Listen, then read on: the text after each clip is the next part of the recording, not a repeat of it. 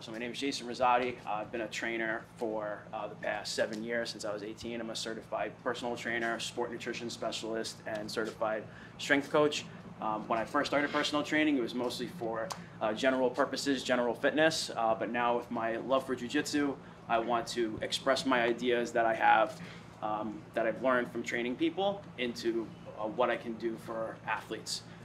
So my perspective of strength training is going to come to someone who's doing jiu-jitsu on a very regular basis, which is going to be obviously a lot different than just general fitness ideas. So what I want to focus on for today's workshop is two separate parts. So for the first part, I'm going to be focusing on injury prevention, injury rehab. We're going to look at some different concepts and ideas of how we can rehab any injury, any flare-ups that are going to come into our sport, because I think the biggest damper on performance is going to be injuries. And if we're able to find an injury and know what to do when it first starts to show signs, it's less likely to become something serious, versus if we ignore it for long durations of time, it's going to become serious and it's going to become a problem. It's going to stop us from training.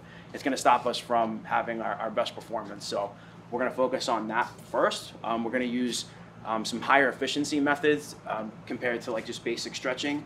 We're going to be using band distraction, myofascial release, so we can target injuries as they come up, and we can cure it within like a couple of days, couple sessions that you can pay attention to. After we do that, we're going to go through part two, which is going to be a strength and power.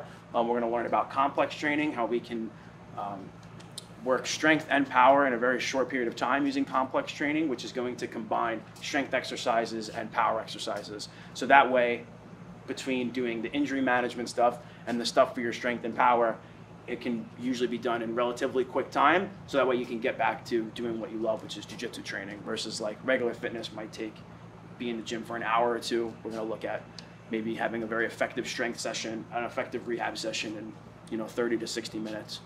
One of the things that I pride myself in is teaching not only like exercises and telling you like what to do, counting your reps, but I want to be able to give you guys the skills that you need to be able to go out on your own and be able to strength train on your own, be able to know what you do on your own, so you can build the habit of strength training without having somebody always there to count your reps or tell you exactly what to do. So without further ado, again, give yourselves a round of applause. And let's get started into part one.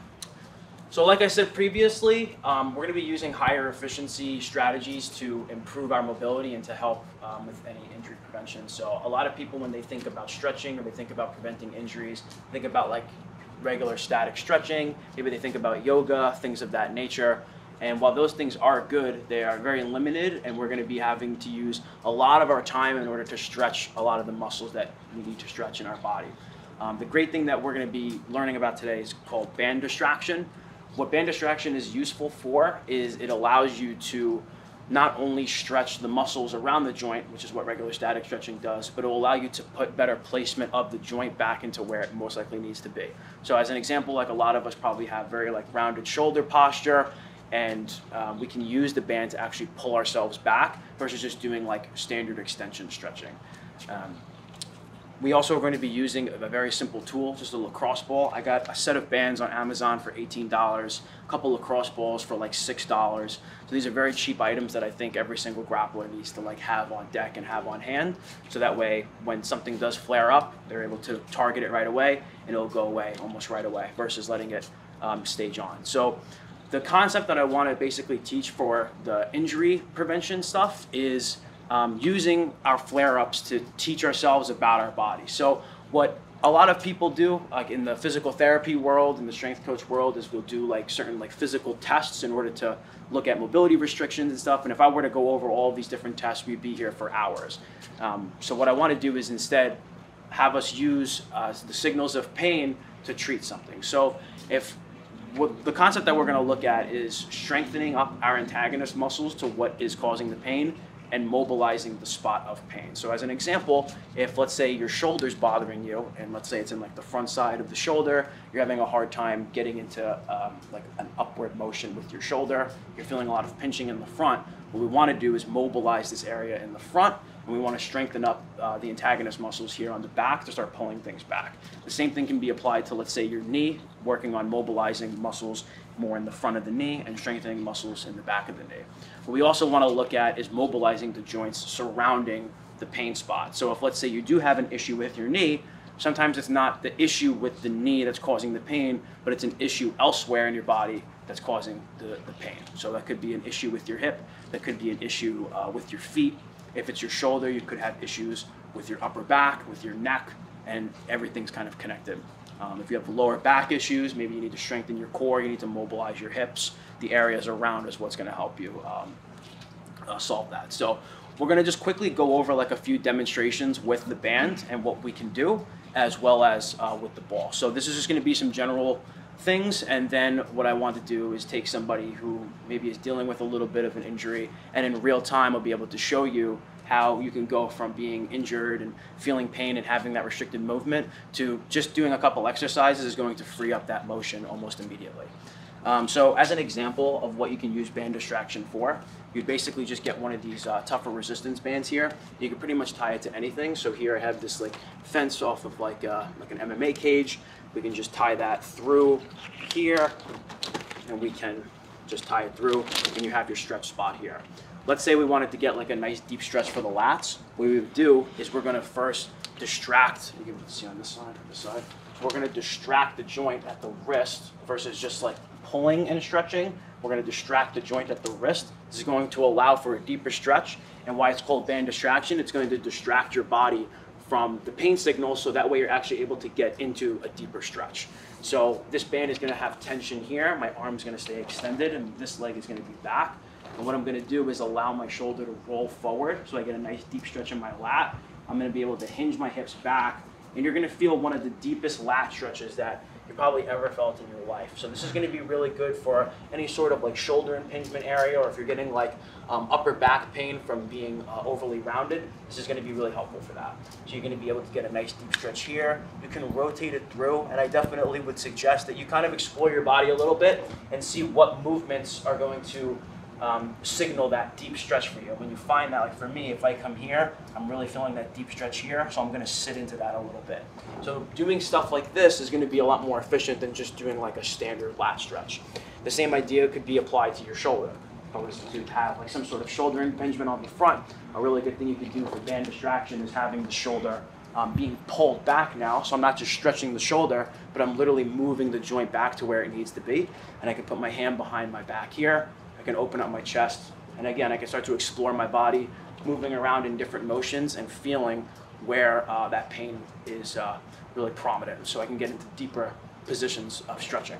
If we take the same example, let's say you're having like upper back issues, you're having shoulder issues, very common in our sport. We can also use a lacrosse ball for like myofascial release. So if let's say you're getting that like upper back pain, that's very common, and we did that first stretch to kind of loosen up our thoracic rotation, we could apply the same idea with the lacrosse ball. So if I'm getting a lot, especially like neck pain, that's connected into like your lower traps and upper traps here, just something as simple as laying on a lacrosse ball for a minute and getting your trap in and exploring your body around and finding where it's tight, you're gonna be able to now start to move around, and you're gonna start to release that tension, those spasms that can happen. So all a spasm is, and all a lot of these signals of pain, is just this steady state of contraction that your muscle is in. So if you're getting a lot of upper back pain, neck pain, things of that nature, then that usually stems from the spasms, which is when the muscle fibers are in a constant state of contraction. So we can use myofascial release to release that contraction. That's going to decrease the amount of pain, and then we can go into more of like the band distraction stretches, and you're going to find that even just with 5 minutes of rolling and stretching, you're going to see a lot better results than if you were to do like a 30 to 60 minute like yoga routine, right? So it's about targeting the specific issues as they arise. That's going to help you save a lot of issues down the road. That's an example for our upper body. As an example for our lower body, we can look at some of the common injuries that are in our sport as well. So very common, let's take this band and we're going to just lower it a little bit. So very common in our sport, something that I've seen very often is going to be a lot of issues with the hip flexor.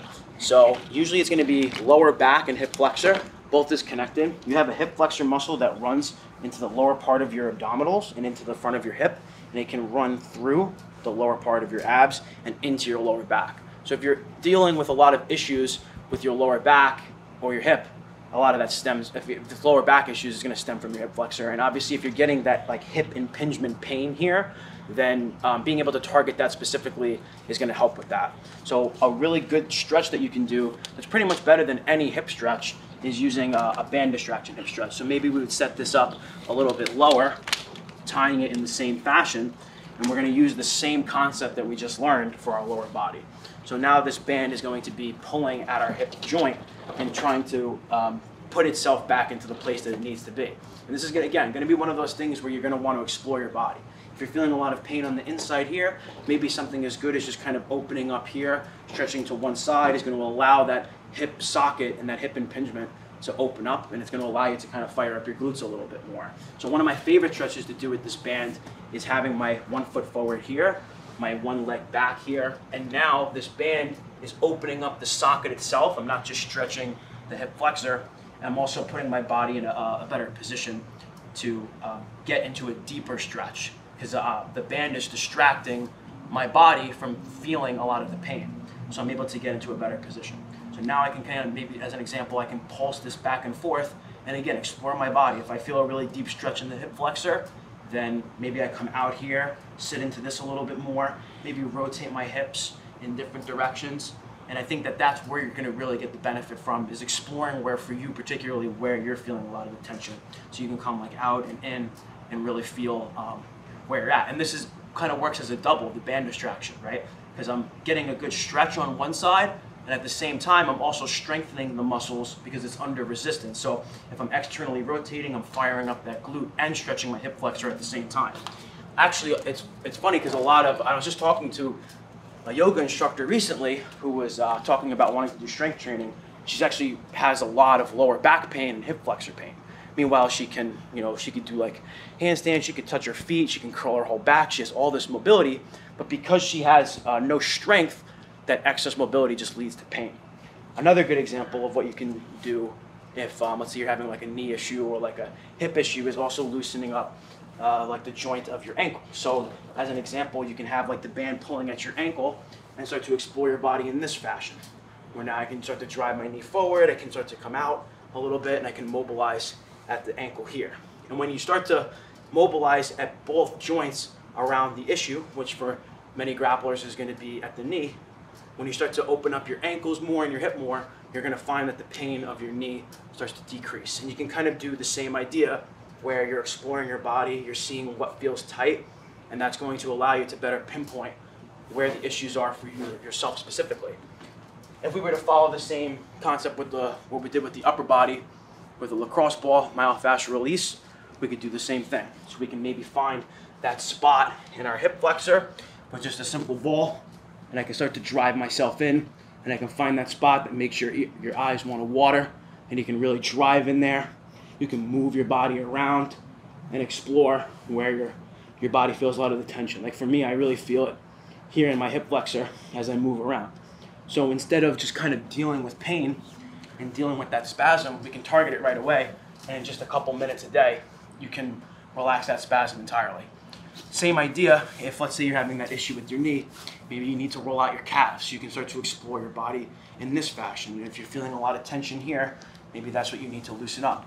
You can do the same thing with your hamstring. You can do the same thing with your TFL hip flexor on the outside of your glute here. And again, just start to explore your body and where you feel that. Because in a few minutes, you can really find that that tension starts to relax. So if you're dealing with like a knee or a hip issue, use that myofascial release to relax that tension, and then use some band distraction to mobilize it.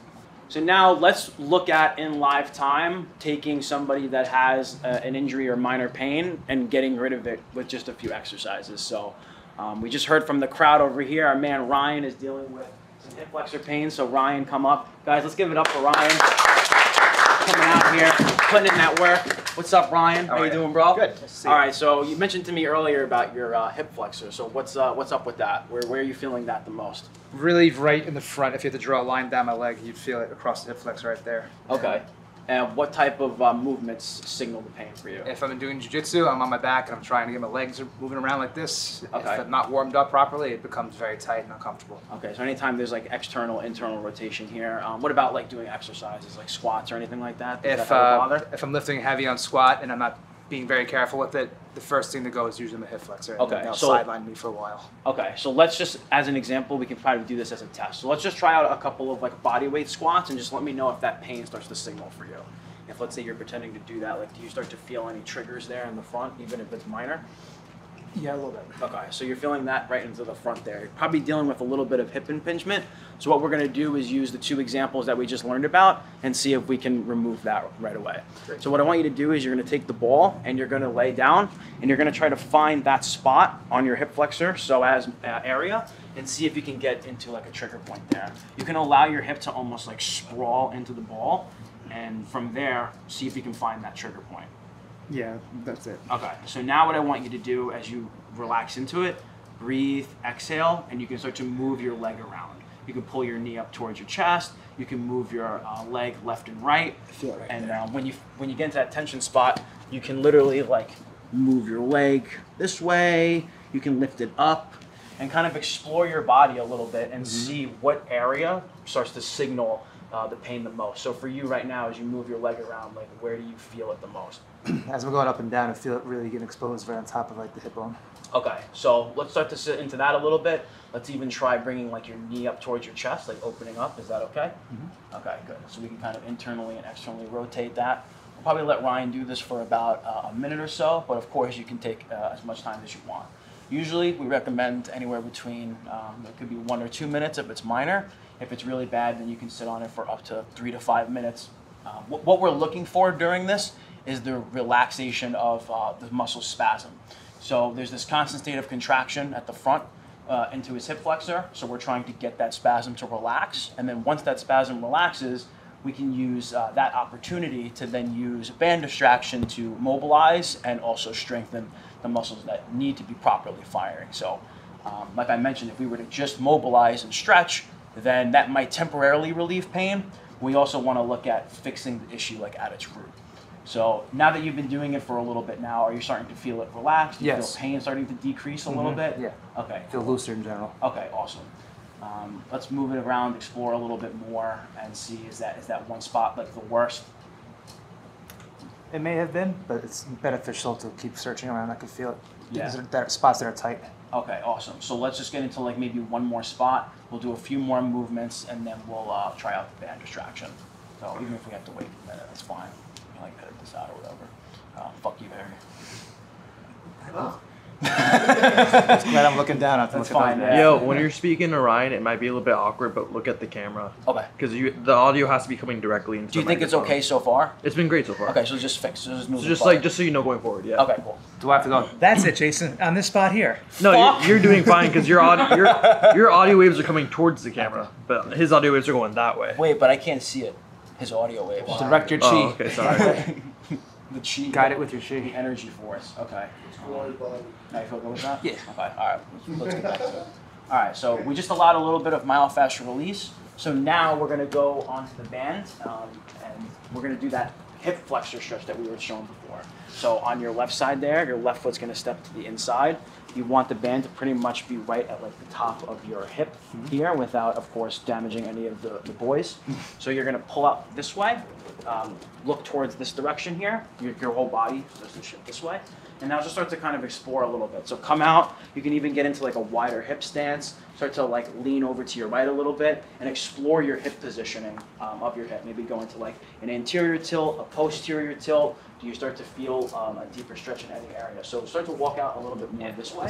So that way the band is literally pulling your hip this way, right? So as you lean that way, are you feeling like a nice stretch, a nice opening this way? Yes. Okay, so you can kind of do this as a little bit of a prep. Now we're going to do it in that runner stance. So bring your left leg, get that nice and high. Bring your left leg out a little bit here. Your left leg is going to remain forward, right where it is, and your right leg is going to come back. So your left hand can come to the floor, or your right hand rather can come to the floor, and then your right leg is going to come back here. So now what I want you to try to do is you're going to keep that back leg extended, and you're going to open up, you're going to keep your foot nice and flat, pushing your heel, big toe, and outside of your foot into the floor. Okay. And you're going to open up your knee and then bring that knee in. And I want you, when you're doing this, I want you to kind of try to keep, so make sure you keep that foot flat, fully to the ground, and you're going to kind of explore a little bit. You can move back and forth, you can tilt your hips side to side, and then as you're going through it, just kind of tell me like what you're feeling and where you feel like the most amount of tension. Just try to keep that foot flat. You don't want to go onto your toe. As I'm turning my torso away, just pulling towards it, I feel the most relief. Okay. Now what I want you to try to focus on here is as you go through and pump internally and externally with your knee, I want you to try to fire that glute on.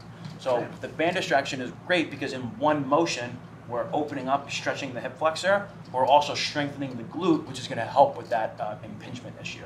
Are you starting to feel your glute fire up a little bit? Awesome. So we're just going to kind of pump through that a little bit and see if we can get that hip flexor to relax when we're going back to doing squats. So maybe give it like another few seconds just to kind of explain like what you're feeling as you go through the motion. Feeling the stretch down this one as well because I'm already facing that way. And this pulling out is opening up my hip for sure. So I feel that it's getting looser in there. And I'm actually getting a bit of a good workout in the glutes. Yeah, you're gonna really fire up your glutes and your core as well. So that should be pretty good with that. So how long do you think we took with those two stretches? Maybe like 4 minutes, 5 minutes at most? Tops.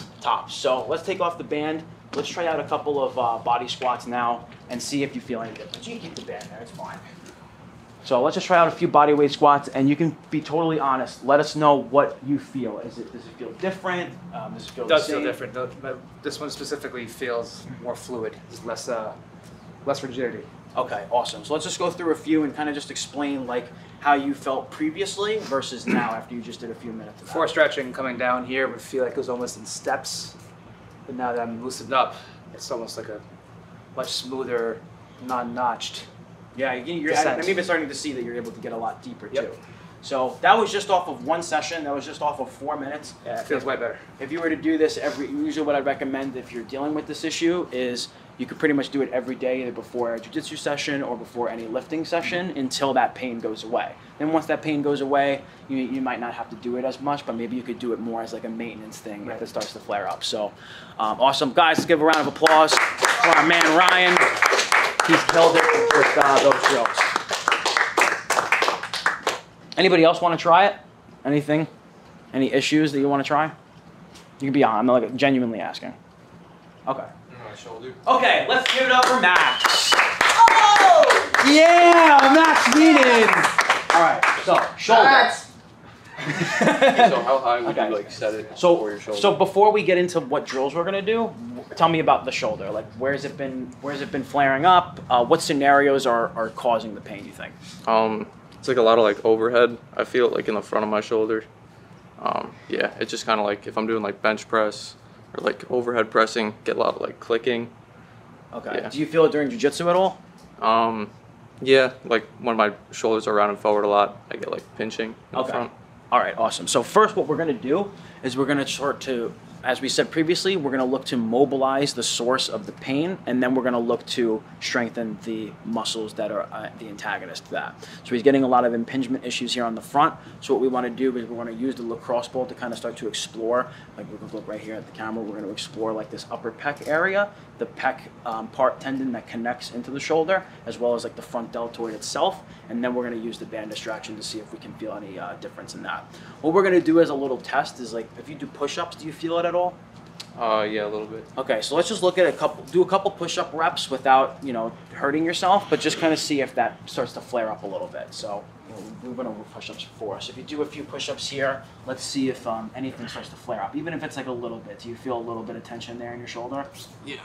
Okay. You have to pretty much have to stop after a couple reps because it like hurts, right? A little bit. Okay, so let's do the myofascial release first. What I'm gonna have you do is you're gonna start to lean weight into this pec tendon here. You can also do this on the wall, but let's say for what we have right now and what we have access to, we have the floor. So try not to kiss the floor because it might be a little dirty, but you're gonna try to lean your pec and your delt into where that pain source is. Especially like that pec area is really where you're gonna feel a lot of tightness and you might start to feel that release, and then you can start to get into that front delt a little bit. And it's essentially like you're trying to put weight. And once you find that spot, you can start to move your arm around and see where that tension is. So let's see if we can find that ourselves. So you basically, everything else is kind of lifted up and you're putting weight into the ball. Yeah, it's like super tight. Okay, so where is it right now? Like, kind of describe a little bit about what you're feeling and where you're feeling it. It's like a pulling from like where my shoulder connects to like my pec almost. Okay. Yeah, like right in between. Gotcha. So let's try to get into like where you feel it the most. Maybe it's that pec tendon that connects to your shoulder. So find a spot that you really start to feel it, and just apply a generous amount of pressure, enough pressure where it's not where you're getting the work in, but that it's not killing you, where you can kind of sit into it for a couple of minutes. And then once you find that spot, I just want you to kind of sit into that a little bit. Let me know where you find it and when. Yeah, it's like right there. Okay, so now that we find that spot, I want you to kind of start to go through some ranges of motion here. You just go as high or as low as you can. You don't have to force anything. And I want you to just start to work on your breathing. So breathing through your nose, start to exhale, let those muscles relax a little bit, and let that contraction relax as you start to internally rotate, and as you bring your arm overhead. So now that you're doing it a little bit, kind of describe a little bit about what you're feeling. It's a lot of like clicking. I don't know if it's like tightness or... Probably you're gonna have like a minor bit of an impingement there on your shoulder for sure.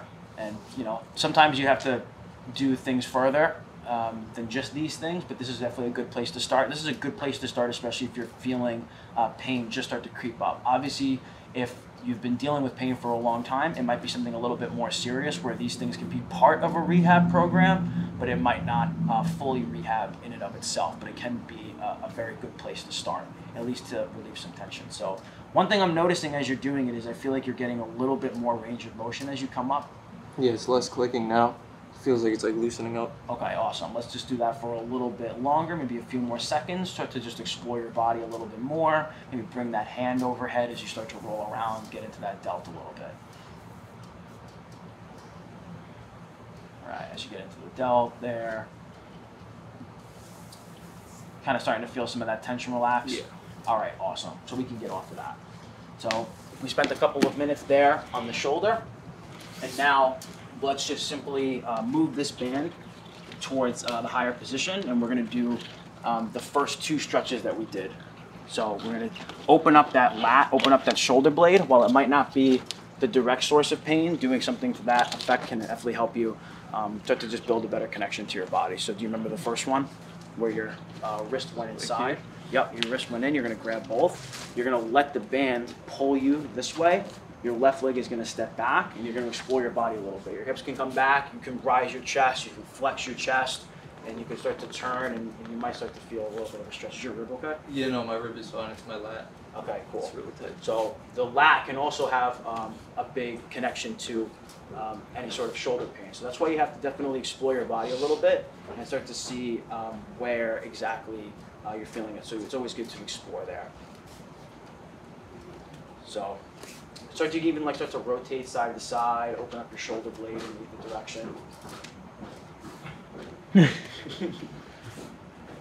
right. And so kind of explain a little bit about what you're feeling here. I'm feeling like my shoulder almost like you said before, like gliding into place. You're kind of opening up? Yeah. Awesome. So now that we're done with this one, let's go back to the second one, and then we'll do the push-up test and kind of see how it feels. What was the second one? So now your left side is going to go in here, and if you can put your hand behind your back without any pain, then do so. Now you're going to step your left leg forward. Make sure that there's a generous amount of tension with the band pulling backwards. You tuck your chin back, chest slightly up, core is engaged slightly, and now you can start to externally rotate here. What you're doing with the band is starting to open up the shoulder and stretching the chest and the front delt. But as you're pulling back, you're also activating those muscles in the back of the shoulder, external rotators, maybe a little bit of traps, rhomboids here, to kind of start to put that shoulder back into place where it needs to be. So as you're going through this, kind of describe a little bit about what you're feeling. Yeah, same kind of thing as the last one. It's like pulling my shoulder back, which is like relieving the tension on the front of my shoulder. Awesome. So just kind of let that tension go. You can go frontwards, backwards, explore your body a little bit, rotate side to side, kind of feel where the tension really is. We'll do this for maybe another few seconds or so, and then we'll see if there's any difference in the push-up. And you said when you're doing jiu-jitsu, where do you feel that pain flare up? Like when my shoulders are rounded forward, like if I play like butterfly guard. and like I'm just, you know, like constantly with like concave shoulders, I go get it in the front. Gotcha. That can definitely be a damper on performance for sure. Yeah. Okay, you feeling like it's starting to loosen up a little bit? For sure. Okay, so now let's just kind of, without any sort of like different form or anything of that nature, let's see if we can do a few more push-ups. Let's see it, and we'll kind of describe a little bit about how it feels. Might not be perfect entirely, but we'll see if there's any difference.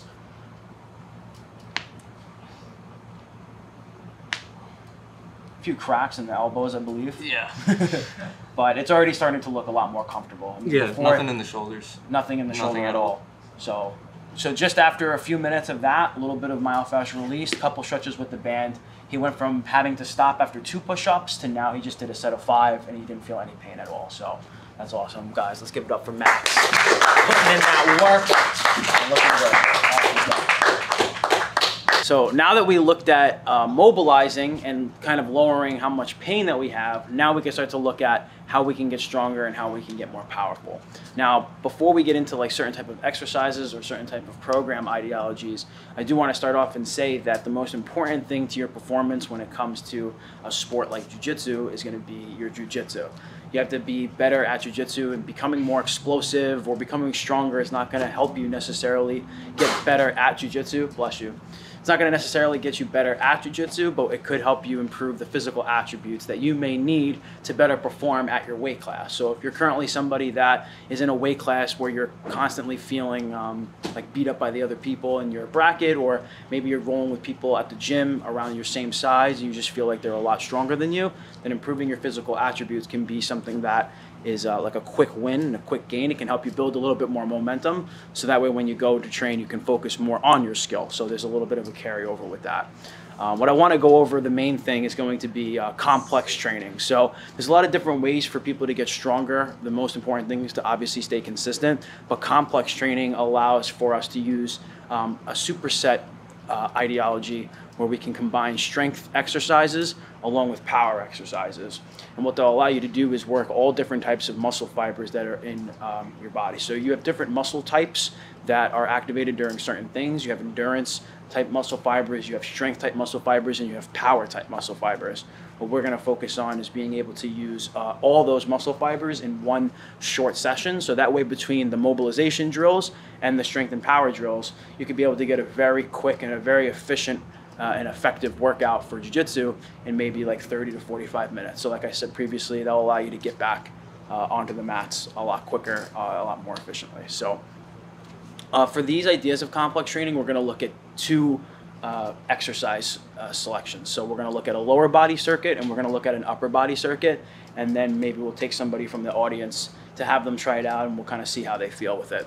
So for the first circuit that we're going to do for our lower body is going to be using a kettlebell sumo deadlift in combination with a broad jump. Okay, so we're going to be having our kettlebell here, and obviously you can use whatever weight is challenging to you. What I usually recommend is that you start light, work your way up to a top set, and then you stop. So for this example here, we're just kind of doing a demonstration, but you can use multiple weights at a gym if that works for you. So we're going to do the sumo deadlift here first, where I'm going to be in a fairly wide stance, toes pointed slightly out. I'm drilling my feet into the floor, big toe outside of foot and heel, so that way I'm activating all my leg muscles here. My chest is going to stay up, my rib cage down to activate my core. I'm going to bend at my hips, arms long as I grab. I'm going to focus on driving my feet down into the floor and my hips come forward to activate my glutes. So we're going to do 5 quick reps here. So that was 1, 2, 3, keeping the arms long, the back straight, activating those glutes. 5. Once we're done with this, we'll go right into a broad jump, where now once I drop for that last rep, my hands are going to come back, my hips are going to hinge, my chest is going to come forward. As I do that, I'm then going to come off my toes, hips come forward, and I'm going to drive myself forward. So now I'm here, launching forward, and then landing. So we can do this type of training where we're doing a small amount of repetitions on the strength exercise, and then we can fly ourselves forward. So from here, we're going to sumo deadlift. Again, maybe we'll do 3 reps this time. 1, 2, and then on that 3rd rep, once you're finished, you come down, broad jump, forward. So in just that 1 rep, we can call it, 3 reps of the deadlift, 1 rep of the jump. We can count that as 1 rep. In just a couple sets, you're really going to get your heart rate up. You're really going to activate every muscle fiber. and you're going to be able to get a lot more bang for your buck. So that way you're not lifting or in the gym for hours a week. You can focus your attention more on getting onto the mats and building your skill. So that would be an example of a lower body type circuit. If we look at an upper body type circuit, we can look at one of my favorite, most underrated upper body strength exercises. It's going to be the floor press, and we can combine that with a clapping push-up. What I like about the floor press is it allows you to have a forced limited range of motion, which can put a lot less stress on your joints in general. So what we could do here, and this is also a really good exercise for beginners as well. So we can have the dumbbells here vertically.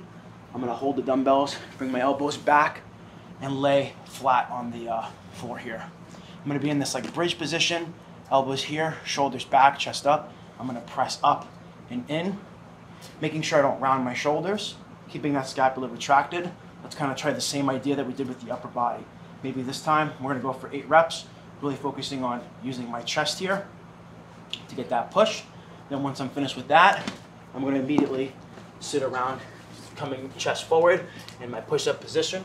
I'm in a plank here, glutes squeezed, core tight, chest up. I'm gonna bring my chest down, extend through my arms, and clap. And maybe we do that for a quick set of 3. So we're using a low, like a low volume type of method and a high intensity type of method. And where you would program these type of things in is to do them more often. So the philosophy of my training and what I do with my athletes is a higher frequency, higher intensity, lower volume method. That allows you to do it more often with a shorter period of time. So like I said, you get more bang for your buck. It would be a lot more efficient. All right.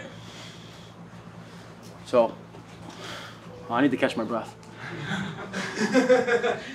Just walk a few times. Wah! Wah!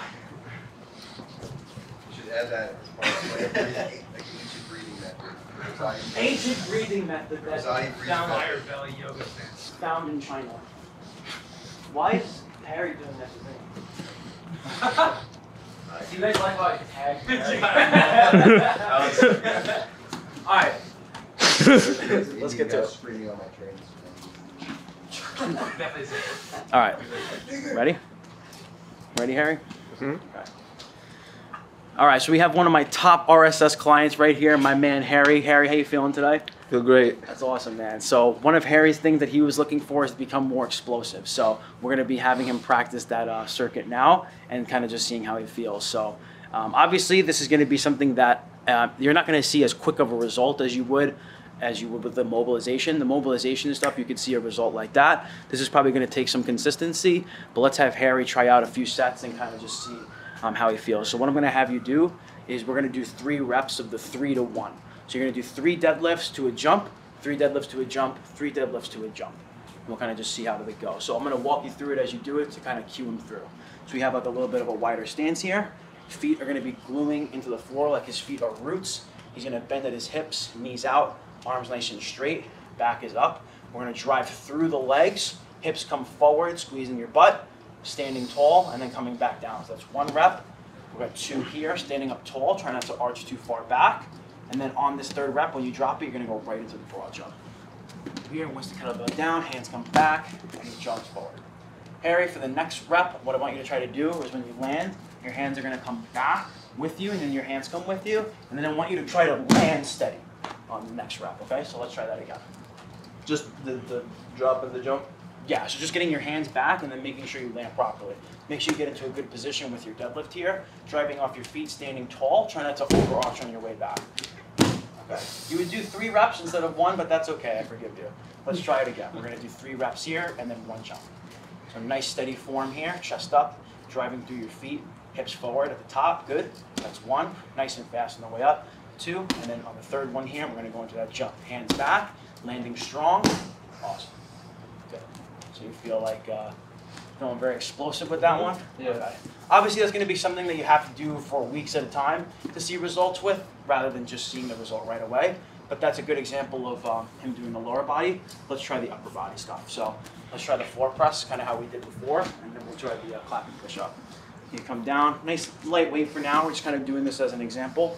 Let's kind of see how we feel. So that shoulders are back, nice scapular retraction, chest stays up. I want you to try to push your hands straight up over the line of your shoulder as your hands come in. We're gonna go for a nice smooth 6 reps here. So that's 4, come up, squeeze that chest, 5, and then 1 more, 6, and now you're gonna go into that push-up position and try 3 clapping push-ups. Yeah, nice and fast. I want you to really focus on getting up quick. Good, now come back to your floor press. That would be maybe 1 set. Maybe you could take anywhere between 30 and 90 seconds to rest in between each set, just depending on how heavy it is.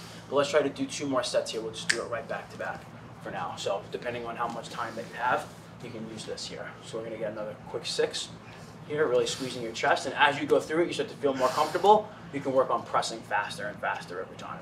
So focus on power. Coming down, and now for your clapping push-up.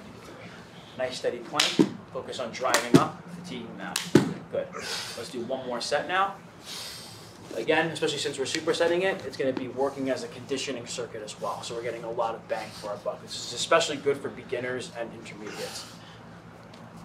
Again, now we're starting to pick up the pace a little bit. Those more explosive muscle fibers are getting activated, so this confidence is increasing.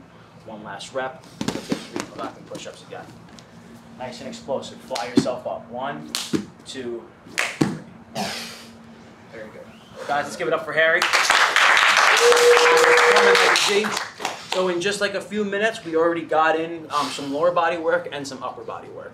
So imagine there's definitely more exercises than just that, but that's a good example of what you can do in a very short period of time that's also very effective. So you can combine the mobilization stuff with the strength and power stuff. You can do that 3 to 4 times a week. You're gonna have a really effective strength building program as a grappler. All right, is there any questions? I got a question, Jay. Okay, Jay. So if I wanted to incorporate this workout, you said to do about 3 sets each, a couple times a week? So depending on like what your specific program, what your specific goals is, you may be able to add in more exercise variations. What we're kind of just doing today is looking at the concept in and of itself, but there's definitely more exercises for you to choose from. If I was to go through every single exercise that there is, we'd be here for hours. So hopefully this concept can help you put together some things. What you can look at doing is maybe taking anywhere between 2 and 4 lower body exercises and kind of having that superset. Maybe you do 1 complex set and then just 1 regular lower body strength exercise on its own. And then you can do for upper body, you can do an upper body complex set and then like an upper body strength exercise in and of itself. And that would maybe look at having like anywhere between 4 to 6 exercises in one given day, maybe like 2 or 3 supersets or complex sets in that one day. And then as long as you follow that structure, which is in the Grappler's Edge, which I know you're following, you're going to be able to see good results over a 12-week period if you do that 3 to 4 times a week. Okay. Any other